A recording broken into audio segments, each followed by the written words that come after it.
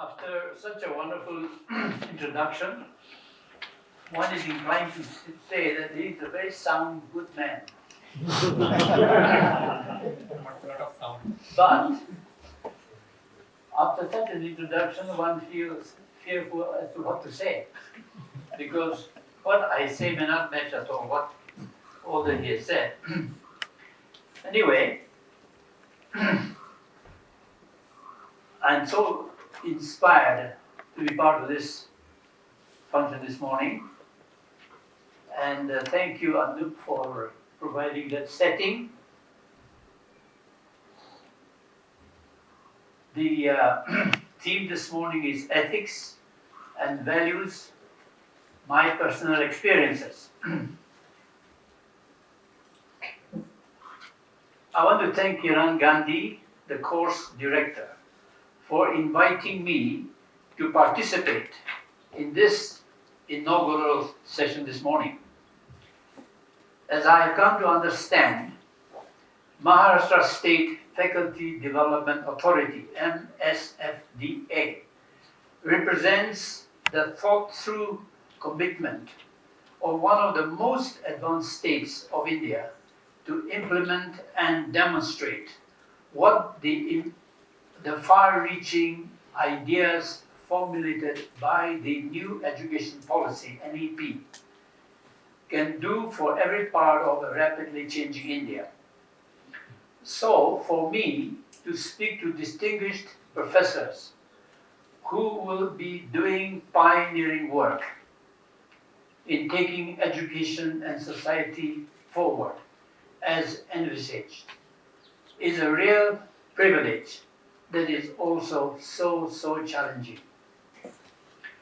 I believe the series of seminars of this course that has started is one of the most significant programs conducted at Asia Plateau. One thought that came to me this morning as I was reflecting was something that I read some time ago. Somebody said in education is, they who trust us, educate us. They who trust us, educate us.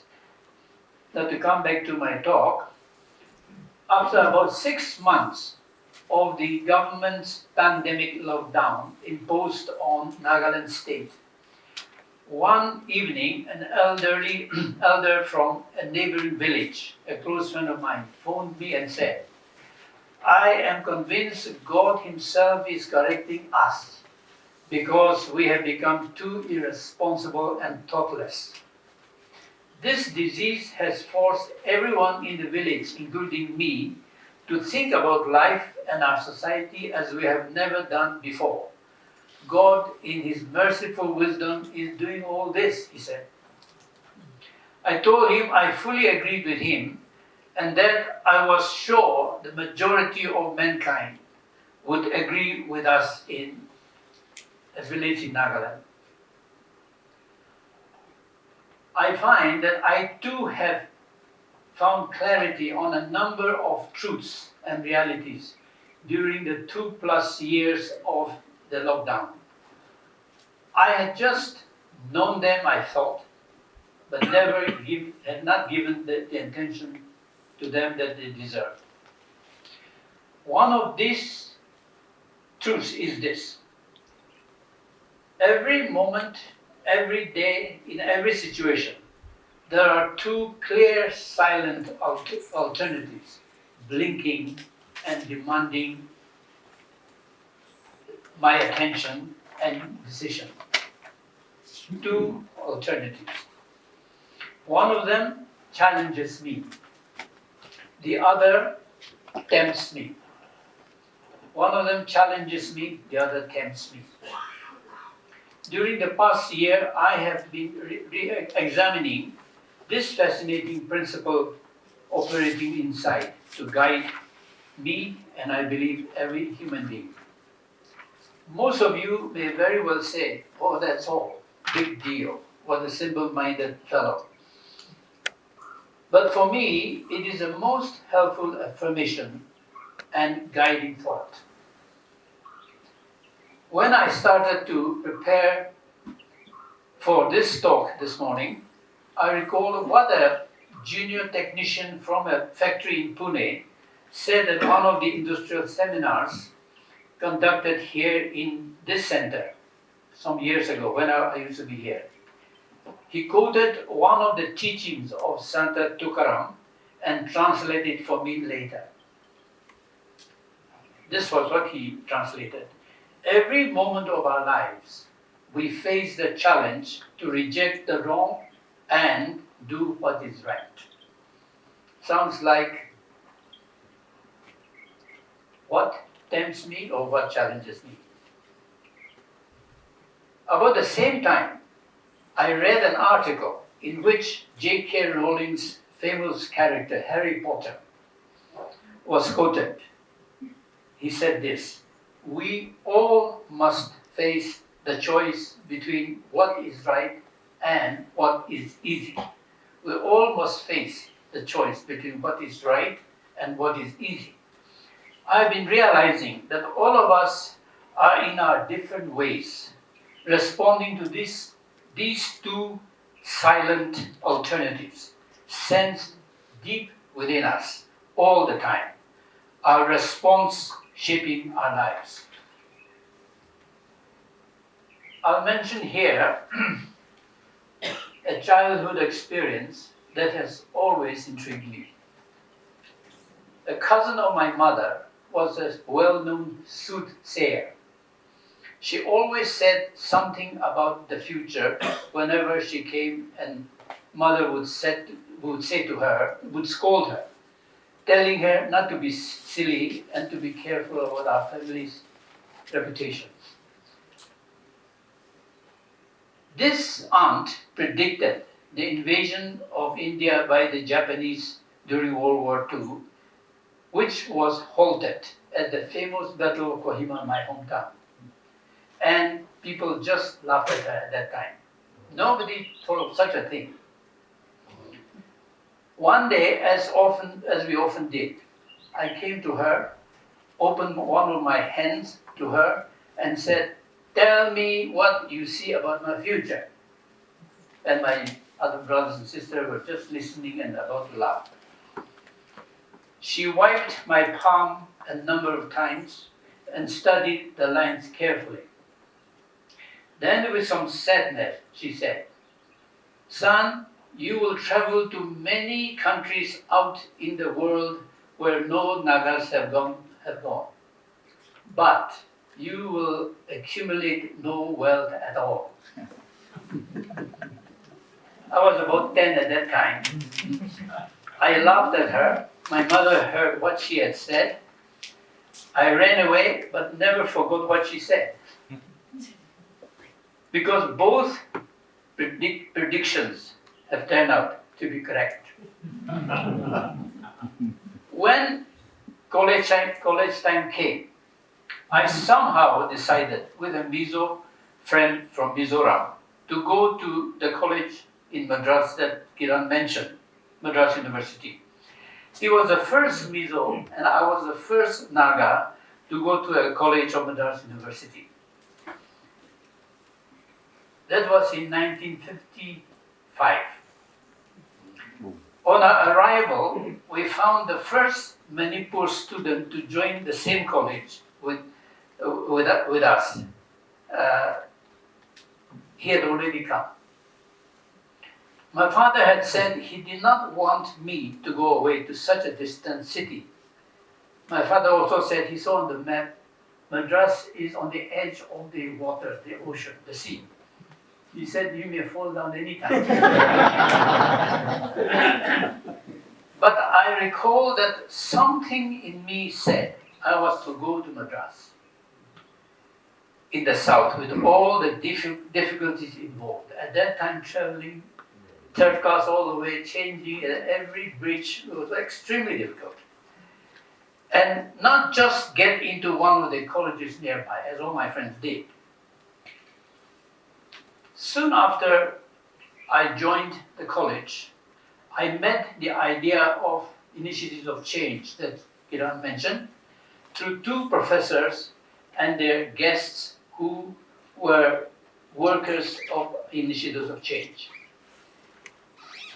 Because of the extremely difficult political, historical issues raised by the Naga struggle, headed by my maternal uncle A.Z. Pizzo, I was feeling very confused and insecure. I agreed with the political position and status he formulated. I realized the Nagas had to first defeat the mighty Indian army if the Nagas were to achieve their goal. Some of my closest school friends had gone on the ground to defend the Naga position. One of them later led 1,200 of his soldiers to China for training in guerrilla warfare, and they brought back the latest weapons China gave them. This continued for some time. They also went to East Pakistan and did the same, in that now Bangladesh. This friend of mine and his guerrillas, they walked all the way to China, to South China, and walked back to Nagaland, crossing northwest, the jungles, thick jungles of northwest Myanmar. I admired them and I felt guilty I was studying in a comfortable place far away from them. But something in me convinced me I had done the right thing for my people and our northeast region. Is this the same as do what you know is your duty? Leave the results in his hands. Gandhiji's, at the same time, I also read Gandhiji's autobiography, My Experiment with Truth. The IOC Initiatives of Change People and Gandhi's book taught the same thing. To listen to the still small voice and to obey it and be guided by it alone. In the coming session, this matter of listening, already mentioned, will be gone into in detail, I'm sure. Also, teachings of Gandhiji like keeping the process clean so that the outcome may be right for everyone, and so on. I'll briefly mention the first 2 or 3 experiences of listening and obedience that opened the future for me. I immediately started to have my quiet time in the morning, set aside a time, and to see what was coming to me. I would write them down and try to reflect on them. One thought that came to me one morning was the electric bulb in my room and the electric bulb in the common bathroom, down the corridor, the common bathroom. My eyes were not good even now. I had a 25-watt bulb and it's very difficult to read. In the common bathroom was a very powerful bulb. One night after all I go to bed, I went and changed and solved my problem. and then my friends will come to the bar and say, hey, what happened to our bulb? I don't know. This bothered me. So in my quiet time one morning, the electric bulb, do something about it. I resisted that, and the more I resisted, the more it insisted that I should do something. So I went to call on the hall warden, a professor of English, the most popular professor of English literature from Scotland. I was afraid what he would say to me. He would laugh at me, oh, this poor little Naga boy from the frontier, bothered about such simple things, not intellectual things. So I went up to his door and knocked on the door. He came out and said, what is it, Mr. Iralu? I said, oh, sir, nothing. Come in. So I walked in, he knew me, so I walked in. He showed me to sit on the sofa and next to me, big head and face, and said, what is it? I said, well, I'm making an experiment of listening to the still small voice. And I said what I had done. I said I had returned it one night when all had gone to bed. But the thought came to me that I needed to come and tell you what I had done, because I was playing with college property. At that time, I thought he would start laughing at me. When I finished, he looked at me, stretched out his hand and said, "Well done, keep it up." I was so moved. And so I went out, and I felt everything had changed. The world had changed. And I walked back to my room, my home, and I said, "Well, I'm discovering something here." Nobody has said I was courageous. He thanked me for my courage. When he said that to me. Now that led me to continue this idea of listening to the still small voice. I decided to write to my father. My father was in jail at that time. He was the third Naga to become a doctor in the Assam Medical Service at that time. And he was, as soon as he retired, he was sent to jail, mainly because he was the brother-in-law of Mr. Izet Fizo. And he went to jail, and he was there feeling very miserable. And my letter to him came. In my letter, I said to my father all the things I treated him. I regularly treated him every month about my accounts. Like English literature books, I said there were books on sex. And the accounts were very beautiful. And my father thought I was the best son. The other son never gave any account. And he read that, and I said the other things where I was ashamed of. Well, I was sorry I cheated him and the way I fooled him. And soon after that, my father's reply came back. He said, "Thank you, my son, for your courage and honesty." Again, I was so touched that somebody thought I was courageous. And then he said, I too am thinking of what my children feel about the way I have treated your mother. Our mother of 11 children at that time. Because whenever my father's salary at that time was about 400 rupees per month, of course, many were not getting any salary at all. But for our family, 400 rupees was not much. And in the first 10 days, father will start in the kitchen. We all would sit together in the kitchen, fireplace there. Mother's cooking there, father this side, all of us sitting around. And father would start scolding my mother and say, "What happened? Are you saving any of my salary? And what do we have? Where's all of my salary gone?" We would feel miserable and we would cry, mother would cry.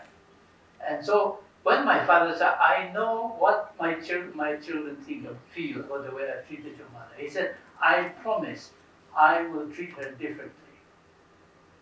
When I read that, I cried.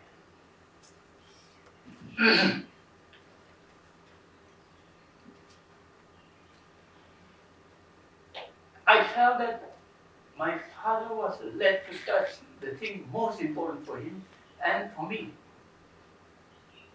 And I said, when I wrote the letter to my father, I never thought of my father saying anything like that. I was just with great fear and trepidation getting all this with him and wondering what his reply would be.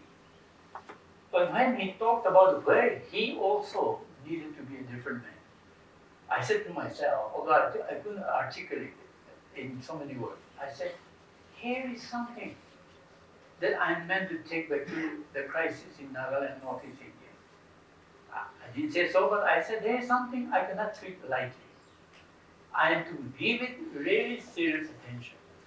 I felt I was being shown a roadmap. I was to walk on. And that was the thing that made me to realize that what I had said to the college warden What I said to my father, they never changed Nagaland or India or the world. But for me as an individual, I understood what transparency, obedience to the still small voice meant.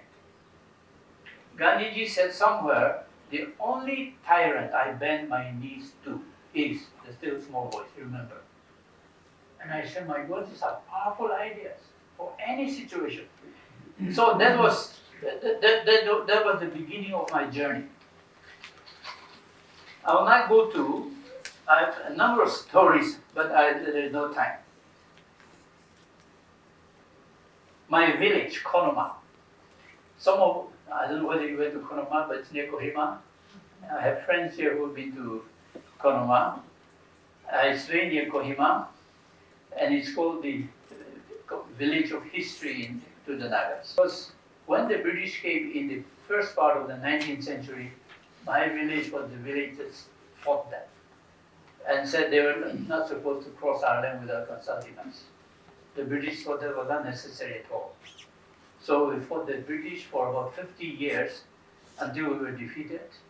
My mother's uncles were the ones who led the fight against the British. And so this village, again, when the British left and the new government of India took over, this village was the village that said, as I said, my Uncle Stan, that according to our history, we didn't fight you for the British, and therefore, with this history, we are not part of the map you are defending, therefore we are not against you and all that. And this, during the worst years of the Naga struggle, that's in the 70s, 80s, and 90s, where a lot of killings took place. Nagas killing Nagas. In my village, two factions came up because my uncle had condemned the General Secretary of the Naga National Council. He was the president. He had condemned because this man said, we cannot defeat the Indian army, so we must go to the Indian people. We must talk to them to let them understand our position. We cannot defeat the Indian army, we will destroy ourselves. In the heat of the moment as the president, because all the Naga villages had risen up, he said, such men do not deserve to live in a meeting. And a few months after that, this man was abducted and killed.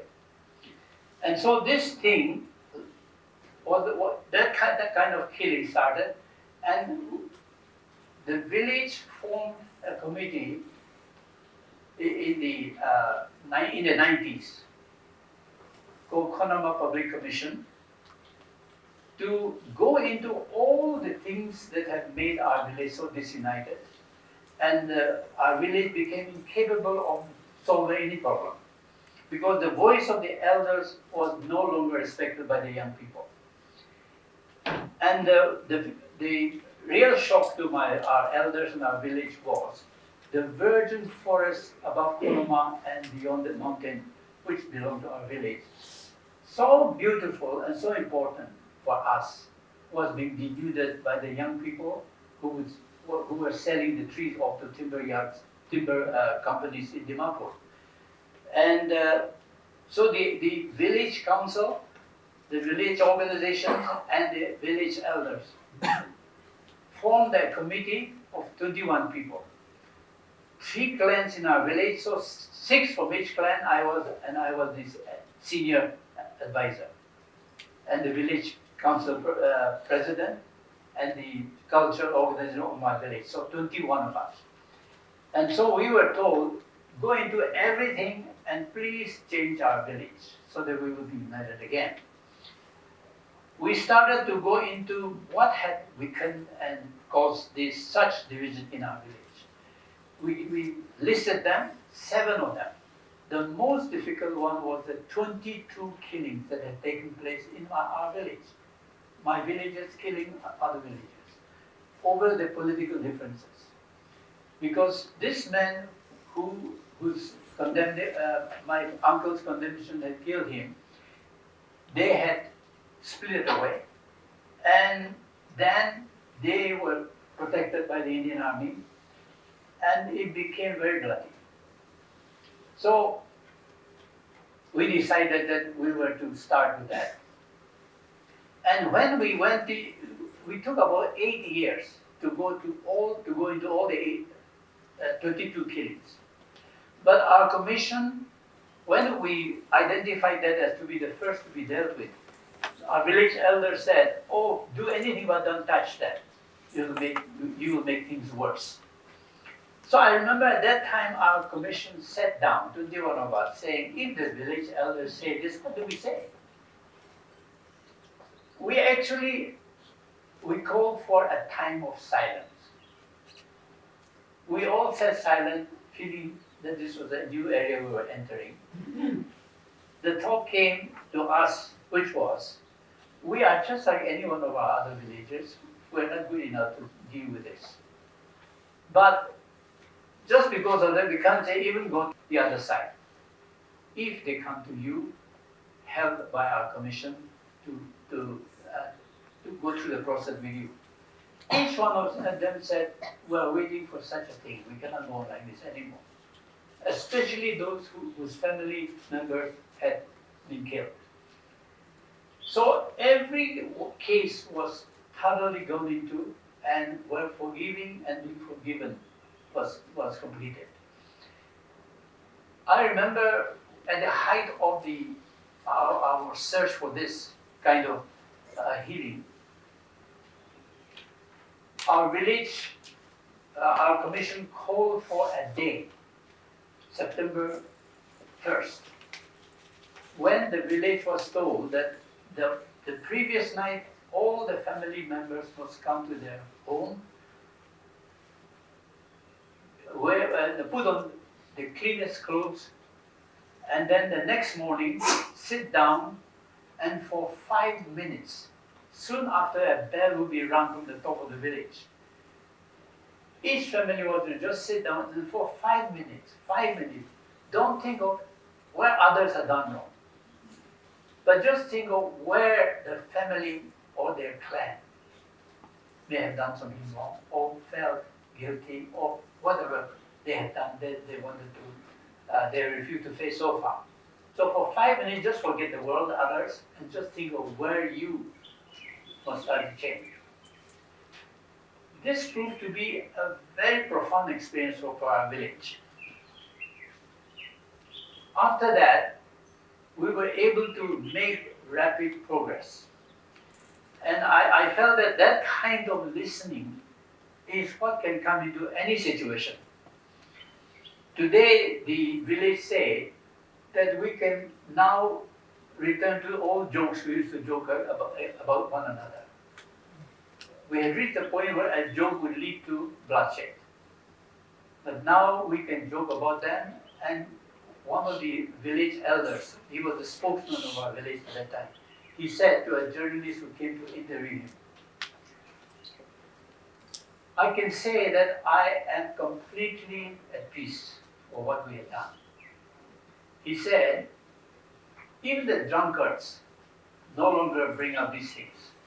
Because whenever, before that time, drunkards will say, oh, what are you saying? Who are you to tell us this, what you've done to our family? Then nothing could be done. Everything came to a dead end. And so that was one experience where I played, I think, a key part in the sense that I went to my mother's, my uncle's nephew on the men's side. My uncle was in London at that time in exile. And I went to the family, to him 3 times. I slept in the same home with my grandfather.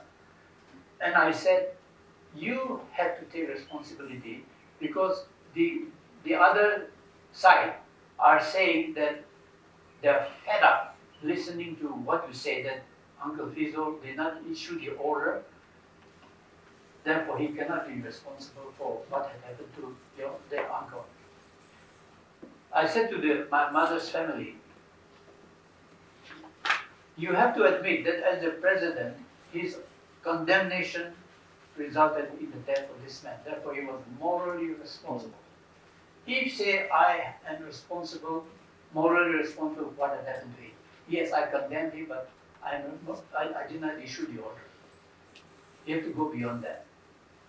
This was kept without any response coming from them for a long time.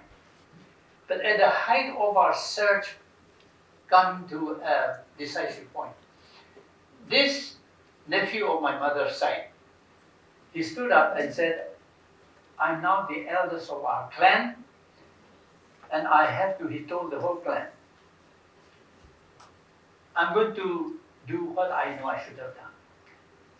Those many years ago, when our uncle condemned your uncle, he was in a public meeting, saying such men do not deserve to live.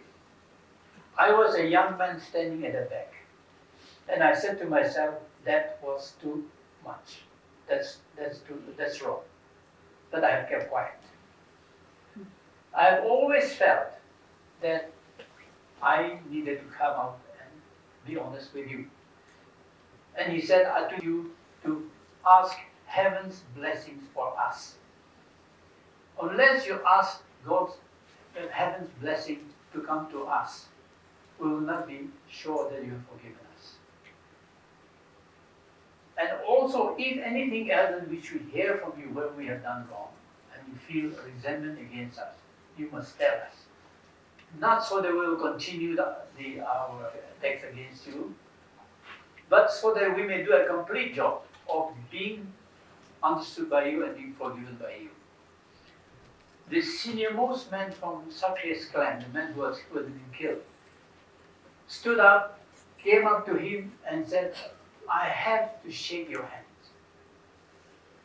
We have never believed, we have stopped thinking that your clan will say anything like this to us at all.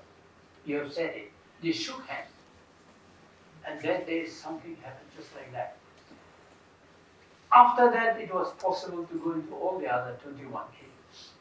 Anyway, from this we have learned that we must deal with where others see we have done wrong. Because we do not see ourselves that others see us. I am often held by a saying by Aldous Huxley. Aldous Huxley in one of his books said, those who crusade not for God in themselves, but against the devil in others, do not succeed in making the world better.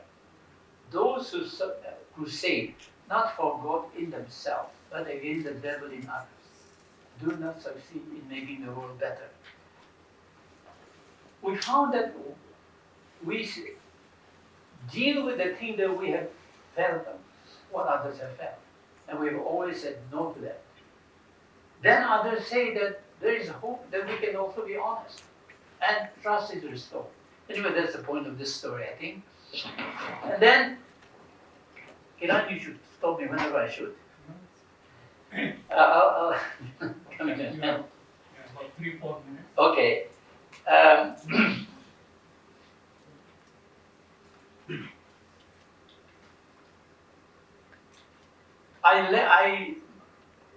Kiran mentioned the Naga Reconciliation Commission. I was the chairman, and we go all the Naga different factions and tribes inside India and across the border in Burma. Many Nagas are that side, more Nagas are that side than this side. Together on December 20, 2020, for a Naga reconciliation process to be launched. And in that, I think about 28 or 30 Naga villages, their presidents and secretaries came to take part in that. And we brought out a pledge. We sought, everything was arranged in the common football ground in Kohima, and the pledge was this, that we sat down and said, what do we give, bring out, that the presidents or the representatives could read together. I remember we sat down the previous night, about midnight, very tired, and somebody saying we must have a pledge. we sat down, and one of the journalists said, "You dictated." So everybody became quiet. I started to say, and this was the third of the pledges, the third point. We, my tribe, we are prepared to go beyond seeing only where others have hurt us, and to see where we too may have provoked them to hurt us, so that forgiving and being forgiven will become possible. I mean, it just came like that. The next day, all of them read it together, following the vice president of Nagapo. The whole gathered, the football field full of Nagas together, listened very quietly. In this, we realized that we had been given a roadmap for the Nagas to learn, understand, and walk on, because we are just at the beginning of our reconciliation search. It is this, that what you have done wrong to us, we have to say is wrong. That's honesty. But we are beginning to see that we provoked you by something we said or did not say, failed to say, or we did or failed to do. That provoked you to do what you have done to us. In other words, we are saying to you today, after all these years of resentment against one another, killing one another, we are saying to you, we have a share in the wrong you have done to us. The next day, the world received this. And I will not go further into it. But I feel that is what I would say is relevant for any search like this that we are doing together.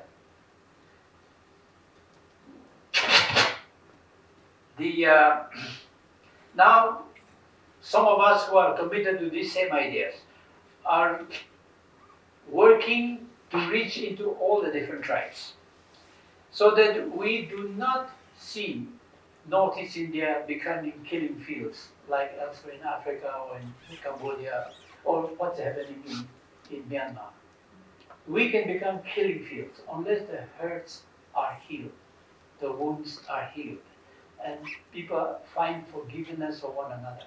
Extremely difficult, but if we can go down to the level, the depth of this thing that God has shown us, or the universe has shown us, I believe that we have an opportunity, if we are faithful and committed enough, wanting nothing for ourselves at all, then trust will return, and we will have a chance to turn Northeast India into a region where we will give hope to the big powers around us, who have to be very careful with what we have to learn as small tribal communities living next to each other, to care enough for one another so that we begin to solve our own problems and show compassion for one another. Thank you very much.